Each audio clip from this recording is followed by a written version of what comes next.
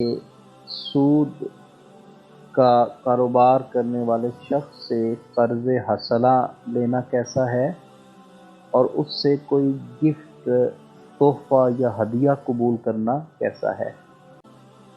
تو میرے بھائی، جو حرام کا پیسہ جمع کرتے ہیں ان کی دو حالتیں ہیں۔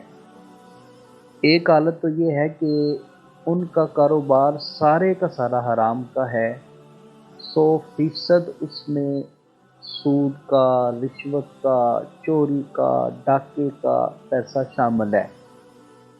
تو اگر تو کوئی شخص ایسا ہے کہ اس کا سارا مال حرام کا ہے، سود کا ہے، تو ایسے شخص سے گفٹ یا تحفہ لینا یہ درست نہیں ہے۔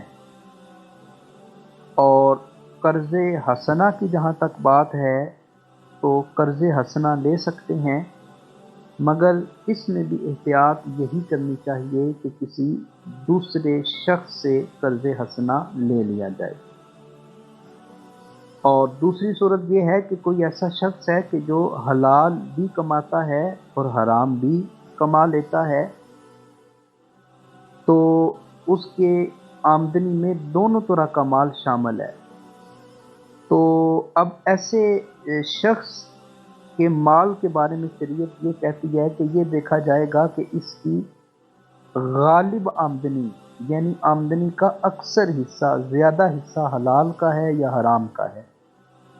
تو اگر تو اس کی غالب آمدنی حلال کی ہے تو ایسے شخص سے گفٹ لیا جا سکتا ہے، تحفہ لیا جا سکتا ہے، اس کے ساتھ بیٹھ کے کھایا پیا جا سکتا ہے، اور ایسے شخص سے قرض حسنہ بھی لیا جا سکتا ہے۔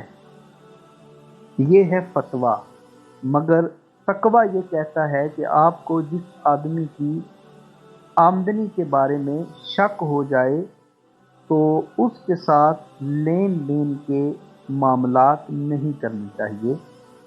اس لیے حدیث پاک ہے جس میں حضور نے فرمایا، دع ما یریبک الی ما لا یریبک، کہ جو چیز تمہیں شک میں ڈال دے اسے چھوڑ دو، اور اس چیز کو اختیار کرو جو چیز تمہیں شک میں نہیں ڈالتی۔ اسی طرح حضور نے فرمایا کہ شبہات سے بچو، یعنی شبے والی چیزوں سے بچو۔